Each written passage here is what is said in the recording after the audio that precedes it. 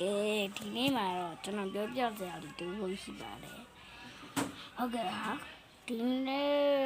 ကကြတော့ကျွန်တော်ဒီချိန်မသွားရပါဘူးပိတ်ပါတယ်အဲ့ဒါတည်းလေးပြောပြတာပါ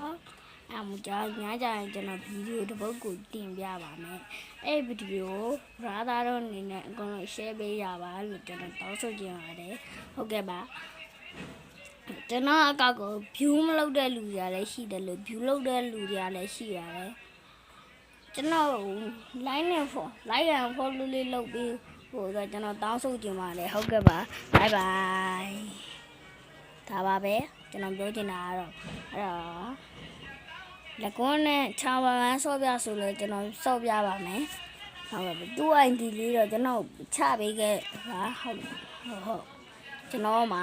သူ့အကောက်ကတော့မရှိပါဘူးဒါပေမဲ့ကျွန်တော်မှာ flash ချောင်းအကောက်တော့ရှိပါတယ်သူ့အကောက်လေးကိုပေး